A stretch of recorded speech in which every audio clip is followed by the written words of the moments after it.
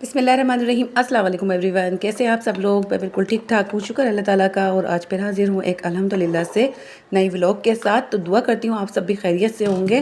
तो सबसे पहले तो किचन में आओ और कोई काम नज़र ना आए। किचन में आते ही मुझे इतने सारे काम नज़र आने शुरू हो जाते हैं। सबसे पहले तो मैं जो किचन है ना उसकी डीप क्लीनिंग करना शुरू कर देती हूँ, थोड़ी वो जो ऊपर ऊपर होती है ना उसकी। और दूसरा ये कि फिर मुझे ये लगता है कि जो चीज़ नहीं है मैं उसको कंप्लीट करके रख दूँ। तो यहाँ पे सबसे पहले तो मैंने गोश्त को निकाल के ना इसको डीप फ्रोस्ट करने के लिए पानी में डिप कर दिया था, क्योंकि आज हम काफ़ी टाइम बाद बीफ की बिरयानी खाएंगे। और मैं जब भी जाती हूँ मार्केट तो इतना सारा गोश्त ले आती हूँ ना कि बस फिर उसके अंदर से ही कबाबों का निकाल लेती हूँ, यानी कि 1 kg में लेकर आती हूँ।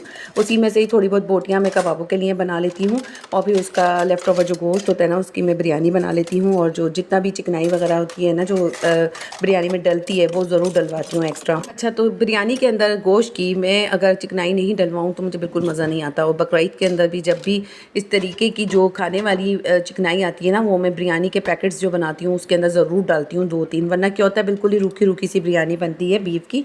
अदरवाइज़ ये होता है कि इसकी बनस्बत चिकन की बिरयानी उसके अंदर कोई ऐसी नीड नहीं होती है कि आप चर्बी या फिर चिकनाई का इस्तेमाल करें, लेकिन बीफ की बिरयानी इसी तरह से ही अच्छी लग रही होती है, थोड़ी सी ऑयली ऑयली सी। अच्छा, तो किचन के अंदर जब भी आओ ना आप तो आपको काम नज़र नहीं आए, ऐसा हो ही नहीं सकता। जो रात की बास्केट बर्तनों से पाइलअप हो गई थी उसको मैं सबसे पहले उस सारी खाली कर दूंगी, ताकि ये कि मेरा काम हल्का हो जाए। और जो लेफ़्ट ओवर आप जो बर्तन धुलेंगे ना पकाने की तैयारी के दौरान तो मुझे बास्केट के अंदर जगह खाली मिल जाए। और ये जो ड्राई बर्तन है ना ये दोबारा से अगर मैं इनके ऊपर गीले बर्तन रख दूंगी तो ये मेरी सारी मेहनत रात की ज़ाया हो जाएगी। इसलिए मेरा सबसे पहले काम यही होता है किचन के अंदर, जब मैं काम स्टार्ट करने लगती हूँ ना तो मैं अपने रात के जो लेफ़्ट ओवर मेरे बर्तन होते हैं धुले हुए जो ड्राई हो जाते हैं, बड़ी मेहनत से धुलते हैं, तो उनको मैं सबसे पहले कैबिनेट्स के अंदर रख देती हूँ। अच्छा, उसके बाद आ जाती है बारी हफ्ते के अंदर मैं सारे दस्तरखान जितने भी मेरे नैपकिन्स होते हैं, किचन के टॉवल्स होते हैं, सारे मैं धो के वॉश कर लेती हूँ। इनको मैं डिटर्जेंट डाल के और जो ब्लैक वाला ऑयल मेरे पास लिक्विड बना हुआ है वो भी थोड़ा सा डाल लेती हूँ। सोडा डालती हूँ इसके अंदर तो अच्छा सा मैल निकल जाता है और इनको पका लेती हूँ। जो नए होते हैं ना उनको मैं सिर्फ डिप करती हूँ सर्फ के अंदर, और जो पुराने होते हैं क्योंकि उसके अंदर ढीठ स्टैंड हो जाते हैं, काफ़ी पुराने हो जाते हैं वो, तो उनको नीड होती है कि उनको बॉयल दे दें। तो आप काफ़ी आसानी हो जाती है इनको साफ़ करने की बहुत ज़्यादा झंझट होती है। और स्टैंड जो होते हैं ना चिकनाई के वो इतनी आसानी से जाते भी नहीं है, तो मैं फिर इनको बॉयल करके ना बड़ा ही आसान हो जाता है इनको वॉश करना।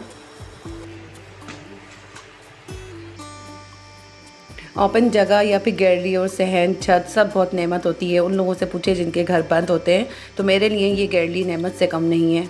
और ये गैलरी काफ़ी बड़ी है हमारे घर की, काफ़ी फ्रंट पे है और बहुत अच्छी सी हवा भी आती है, और सुबह में तो बहुत अच्छी धूप भी आ रही होती है।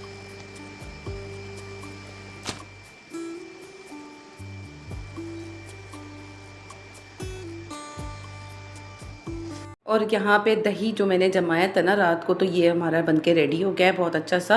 हल्का हल्का सा पानी आ गया क्योंकि मैंने क्या करा, गलती ये करी। अच्छा, दही को प्रॉपर तरीके से मैं आपको जमाना भी सिखाऊंगी। अच्छा, गलती क्या करी है मैंने, वो फ्रिज का जो दही था ना उसको मैंने फेंट के डाल दिया था, और उससे क्या हुआ कि थोड़ा सा पानी ऊपर आ गया था दही के। बहरहाल फिर भी बहुत अच्छा जमा, और बहुत ही मज़े का दही जमता है गाढ़ा गाढ़ा सा इस मिट्टी के कूंडे में। तो आप लोगों के पास ये नहीं हो ना तो स्टील के बर्तन में भी आप जमा सकते हैं। अच्छा, ये जो बिरयानी का क्लिप है ना ये सारा मैंने फ्राइडे की बिरयानी बनाई थी, तो मैंने सोचा कि आप लोगों से ये बिरयानी का क्लिप जो है वो शेयर भी कर लूँ। बहुत अच्छी मज़े की ये बीफ बिरयानी मैंने रेडी करी है। काफ़ी टाइम हो गया बिरयानी की रेसिपी भी नहीं दी मैंने, और कोई बिरयानी की व्लॉग भी जो है ना मैंने अपलोड नहीं की। तो सोचा कि मेरे जो बिरयानी लवर्स हैं ना उनके लिए आज एक अच्छी सी दोबारा से बीफ बिरयानी की रेसिपी हो जाए। तो सबसे पहले तो यहाँ पे लहसुन अदरक का पेस्ट जो मैंने पीस लिया था, और इसकी जो मैंने बोतल थी ना उसको धो के ड्राई कर लिया था अच्छा सा, तो उसके अंदर मैं इसको रिफ़ल करके रख दूँगी, ताकि अब ये कि मुझे 15-20 दिन के लिए इसकी आसानी हो जाए। महीने भर तो ये नहीं चलेगा क्योंकि बहुत ज़्यादा इस्तेमाल होता है। किचन के कामों के साथ साथ मैं दूसरे काम भी निपटाती रहती हूँ, और बीच बीच में मुझे ऐसे ही होता है कि घर के काम भी थोड़े बहुत देखने पड़ते हैं, और किचन के अंदर जो जो चीज़ें मैस हो रही होती हैं उनको भी मैं निपटा रही होती हूँ। और जितने भी लेफ़्ट ओवर बर्तन मेरे बिरयानी की जो तैयारी होती है ना उसके भी मैं साथ साथ ही वॉश करके रख रही होती हूँ। इसीलिए मैंने सबसे पहले बर्तन धोने वाली बास्केट को यानी कि खाली कर दिया, ताकि ये कि जब मैं बर्तन धोऊँ तो मुझे सबसे ज़्यादा टेंशन इसी चीज़ की होती है कि जल्दी जल्दी बस मेरा हाथ पड़ता रहे सिंक के अंदर और मैं बर्तन वॉश करके बास्केट में डालती रहूँ और किचन जो है मेरा मैसी ना हो, क्योंकि ऑलरेडी पकाने का बहुत ज़्यादा फैल जाता है, फिर उसके बाद के बर्तन बहुत ज़्यादा फैल जाते हैं। तो अगर आप उसके बाद के बर्तनों को साफ़ सुथरा करके प्लेटों को एक के ऊपर एक रख के और तरीके से अगर थोड़ी देर के लिए रेस्ट कर लें तो उसमें कोई इशू नहीं होता कि आपका किचन पूरा सिमटा ही रहता है। और थोड़े बहुत चने एक बर्तन होते हैं जो कि इतने नहीं होते खाने के लिए, लेकिन खाने की तैयारी के बर्तन बहुत ज़्यादा होते हैं। तो ये एक मेरी टिप थी आज की उन बहनों के लिए जो लोग बहुत ज़्यादा मेरी सिस्टर जो होती है ना ढेर लगा के एक साथ ही बर्तन धोती हैं और ये सोचती हैं कि जब धोने ही है तो हम एक साथ धोएंगे। तो लेकिन जब पकाने के टाइम के दौरान बीच बीच में जब टाइम बच रहा होता है तो वो टाइम जो है ना यूटिलाइज़ ज़रूर करना चाहिए। और सिंक का एरिया अब तो बहुत आसानी हो गई है, पहले सिंक अमूमन अब तो किचन के अंदर ही होता है। पहले के दौर के जो किचन होते थे तो किचन कहाँ होता था और धोने की जगह जो है ना बर्तनों की वो वहाँ होती थी जहाँ पे अक्सर पानी की टैंकियाँ वगैरह रखी हुई होती थी, तो वहीं पर ही एक धोने का एरिया बनाया हुआ होता था। तो कितनी मुश्किल होती थी पहले की लेडीज़ को, तो वो लोग जमा करके फिर वहाँ पे पहुँचाए जाते थे बर्तन। इवन के हमारे घर में भी पहले यही रिवाज था कि किचन हमारा अंदर की तरफ था और बाहर की तरफ जो था ना वो वॉशिंग एरिया, और उधर ही जो है ना हमारे बर्तन वगैरह डिश वॉशिंग होती थी। तो मेरी दादी जो है ना बड़ा सा छींका होता था उसके अंदर डाल के बर्तन सारे लेके जाती थी और फिर हम लोग जो है ना वो जब धो लेती थी तो उसको वहाँ तक पहुँचा दिया करते थे किचन तक। तो ये एक तरीका पुराने दौर का होता था और अब तो इतनी सहूलत हो गई है हम लोगों के लिए, लेकिन काम फिर भी हमें ये लगता है कि हम बहुत ज़्यादा करते हैं। लेकिन पहले की ख़वातीन ज़्यादा मेहनती काम करती थीं, बहुत सादे खाने थे, बहुत मेहनत तलब वाले थे और हर चीज़ को सिल के ऊपर पीस के बनाया जाता था। वो जायके ही नहीं है हमारे सालनों में, क्योंकि हम हर चीज़ जो है ना पिसी पिसाई मशीनों के ही सारे मसाले यूज़ कर रहे होते हैं, घर के अंदर कोई मेहनत नहीं कर रहे होते, तो वो जायका तो कहाँ से आएगा जो एक शोरबे वाले सालन के अंदर ही होता था, जिसमें सिर्फ बोटी टिंडे या फिर आलू वगैरह ये मिलते थे हमें, और शोरबे के साथ हम लोग रोटी जब खाते थे तो पेट भर जाता था और क्या जायका और क्या स्वाद होता था उस सालन का। तो वो सालन आज नहीं बनते हैं और हम रोते हैं इस बात का, रोना रो रहे होते हैं कि पहले तो एक सालन में एक हंडिया बन के तैयार हो जाती थी, लेकिन वो हंडिया जो तैयार होती थी बड़ी दिल से बड़ी मेहनत से तैयार होती थी। मेरी दादी जो है ना वो सारे मसाले सिल पे पीसा करती थी प्याज के साथ, तो इतनी मेहनत करके वो बनाया करती थी सालन। तो वाकई में ही वो सालन जो बनता था ना उंगलियां चाटते रह जाओ, इतना मज़े का लंबा पानी वाला शोरबा गर्मी के अंदर, और इतने मज़े का वो रोटी के साथ सालन लगता था। उसके अंदर आलू टिंडे भिंडी अरवी ये चीज़ें डलती थी, बहुत मज़े का वो सालन बनता था। तो वो जायके वो सारी रिवायात सब ख़त्म हो गई हैं मेहनत करने वाली, और अब जो है हम बहुत आसानी की तरफ आ गए हैं, मशीनरी दौर की तरफ आ गए हैं। तो मशीनरियों से जो है ना काम लेते हैं और फिर हम कहते हैं कि हम तो बहुत ज़्यादा काम करते हैं, काम कर करके हम थक जाते हैं। तो सोचिए हमारा आधा काम तो मशीनें ही निपटा रही होती हैं। लहसुन अदरक का पेस्ट हम पीस लेते हैं, चॉपर में कीमा पीस लेते हैं, हर चीज़। इवन के हम लोग सारे मसाले अगर हमें घर के अंदर भी ग्राइंड करने होते हैं तो हम सिल वगैरह नहीं यूज़ करते, ना ही हम आमदस्ता पीसते हैं, बल्कि हम लोगों के पास मिक्सी जार होते हैं, चॉपर्स होते हैं, उसके अंदर ही हम सारे मसाले अपने पीस पास के जो है ना इस्तेमाल कर लेते हैं। तो इवन के ये दौर आ गया कि रोटी तक पकाना नहीं आती है बच्चियों को, तो बहुत सारी चीज़ें हम लोग पीछे छोड़ते जा रहे हैं और ये एक रिवायत बन जाएगी रोटी घर में पकने की। जो सिल था हमारा वो बहुत ज़्यादा पीछे दौर का रह गया। अब तो सिल बट्टा जो होता है ना उसको भी बहुत सारे लोग बड़ी हैरत करते हैं जिस घर के अंदर होता है, तो क्या आप इसके ऊपर पीसते हैं, ये भी है आपके घर में अब?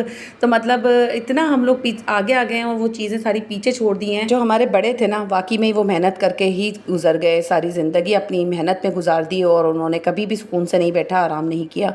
तो मैंने अपनी नानी दादी अम्मी इवन के अपनी मदर्स तक को भी ये ऐसे ही देखा, इतनी बीमारी में भी वो काम ही किया करती थी और हाथ से किया करती थी सारे काम। आपको सुन के हैरत होगी कि हमारे यहाँ पर वॉशिंग मशीन में कपड़े नहीं धुलते थे, हाथ से ही सर्दी गर्मी कपड़े धुला करते थे। और मेरी मदर ने बहुत मेहनत करके हमें पाला है और बहुत अच्छी तरबियत करी हमारी उस दौर के हिसाब से भी। तो काफ़ी शऊर था हमारी मदर को और बहुत ज़्यादा उन्होंने जो है हमें अच्छे बुरे की पहचान बताई। मतलब इतनी लेडीज़ जो हैं पहले की तरबियत पे जोर देती हैं। हम लोग तो जॉइंट फैमिली सिस्टम में पले बड़े, तो हम लोगों को यही होता था कि हमें अपने चचा ताया चची सबसे ही डर लग रहा होता था, दादा दादी से भरे घर के अंदर हम लोगों की तरबियत करी अम्मी ने और हमें सबसे ही डराया। तो हम लोगों को यही होता था कि कुछ भी हम गलत करेंगे तो कोई भी कहीं से भी डांट देगा। लेकिन आजकल के बच्चे शायद इसी चीज़ से फ़ायदा उठा रहे हैं, सेपरेट जो कि फैमिलीज़ रह रही हैं उसका नुकसान बहुत ज़्यादा है, जॉइंट फैमिली सिस्टम के फ़ायदे बहुत ज़्यादा है।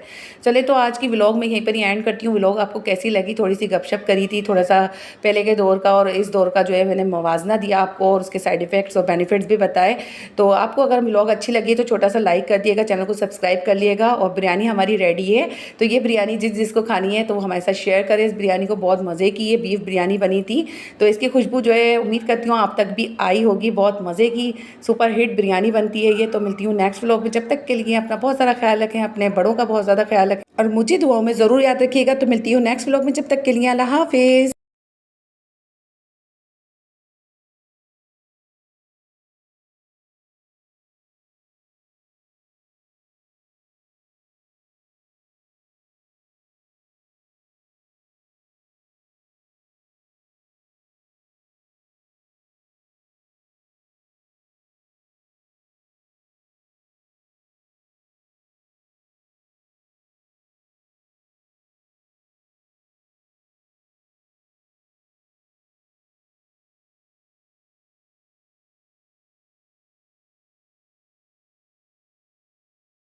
बहुत ज़्यादा एक्टिव थी मेरी सास तो माशाल्लाह माशाल्लाह। और पहले के लोग थे, पहले की डाइट थी उनकी, और उनकी जो कहते हैं ना कि एक तरबियत इस तरीके की हुई होती है पहले की लेडीज़ की, कि हमारे अब्बू भी जब हम फजूल बैठे हुए होते थे तो कहते थे क्यों बैठे हो, लेटे हुए होते थे तो कहते थे क्यों लेटे हुए हो, तो मतलब कुछ ना कुछ करते रहो। ऐसे ही होता था पुराने दौर में। हम भी अक्सर अपनी नानी के यहाँ जाते थे तो वो यही कहते थे